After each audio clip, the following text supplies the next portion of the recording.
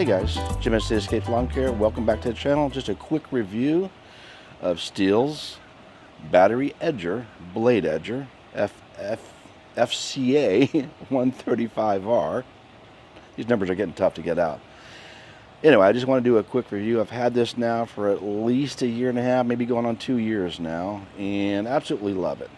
Now, it is a single speed. The RPMs were the same as my gas counterpart. Pretty fast, doesn't bog down, so your mileage course may differ. So single blade edger for the STIHL, and whatever blade you want to use. So STIHL makes their blade edgers. I use the Gator blades. They have a little bit of a wing, if you will. It kind of gets me a nice little trench when I do the edge. So this is the battery replacement for the gas. I've had it, like I said, a good year and a half, going on 2 years now. It is a single speed, so all the other equipment I have, yes, you can feather this. All the other equipment I have for STIHL were 3 speeds. This is not. It's just fast and fast only, right? Excuse me. So, but I go through, I'm in Florida, St. Augustine grass is what I have. Those are the runners. Looks like crabgrass to most of you guys, but it's the desired grass for Florida. But the stolons here, of course, big thick runners, as you see. That if I have one here, I'll show you. But the string trimmers don't do a good job on St. Augustine grass. And the reason I say that is because these stolons can become very, very thick. I'm going to see if I can find one for you. All right, got one. Sorry. So what I'm saying is that, and look how thick this can be, right? There's my finger, there's the stolons. So, no, it's not finger size, but imagine this string. It kind of gets wrapped around. So, and the string is just not doing a good job. It's kind of shredding it. So the edge is not very good. But anyway, these are the stolons, and of course the grass. These are the roots that go through it, and the grass comes up. And I usually cut mine a good 4 inches. So when you're doing an edge, trying to go through that, and the stolons are going across the sidewalk, they fly everywhere. So using a blade edger, it's just a nice clean cut, and not shredding or ripping using a string trimmer. Do I use a string trimmer from time to time? Yeah. Sometimes I'm lazy. I don't want to walk back to the truck to get the blade, and I'll just do a quick little thing. But for the most part, you really should need a blade edger. It's just so much cleaner than going through using a string edger. But through this, no problems. Same thing as my gas edger, and I had the STIHL I don't even remember what I had. I can't remember what I had, but the power is the same. So you have to look at the head of the power. It's the same head as the gas, right? It's just battery versus gas, so it's not a big deal, right? So you're going, but Jim, you need more battery. No.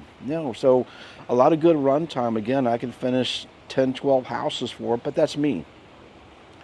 I don't do a lot of edging. I don't have a lot of properties that have a lot of sidewalks. I've got a couple. But I've seen some of you guys that have a mile-long sidewalk, especially on a corner. It just goes forever.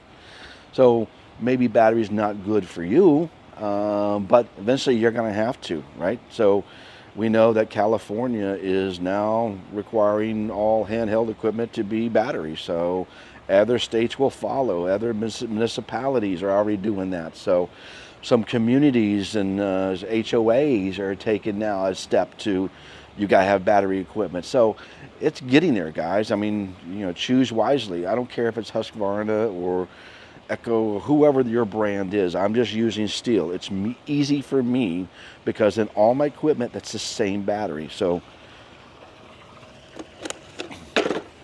whoop. AP300S, they have the AP300, AP200, AP100. Less weight, less capacity, less runtime. Simple as that. So this is the highest. They have a 500 for like a chainsaw now. I'm not buying a 500. It's really going to be heavy. So, I mean, this is like 2-pound brick, right? So how far can I go? Oh, it depends. I mean, everybody's different, right? So for me, it works out. And my small homes in Florida, again, I can go through 10, 12 houses on one battery. before it quits. Now, I buy spares. I have spares. So I'm not concerned running out of juice. I can charge them if I want to in the trailer, but I didn't set that up. I don't want a battery charging the battery. It never made sense to me, but I don't need that. I just buy extra batteries and just plug and play. This can go on my trimmer, my hedge trimmer, my weed trimmer, my blower. It goes in all of that. If you're worried about rain, it's the same thing as your gas. No, you can't jump it into the pool. No, you can't do that. You can't do that with your gas equipment, right? So, but if it gets rained on, if you have it outside in your trailer and it gets rained on, not a big deal. It's okay. I don't know. I forgot the numbers. You can look it up. The whatever the numbers, it's the same as the gas. So if you leave your gas equipment out, no difference. Here is where I'm going to challenge you, because you know you have carburetor issues. You know you have bad gas issues. I don't have that. It's instant on. I never have an issue with this. So it's pretty clean, because the only issue I have, I mean, it's not even an issue, but it's regular maintenance, I guess, is oil up the shaft, put the lube in there. That's all I got to do. That's all the maintenance I've got.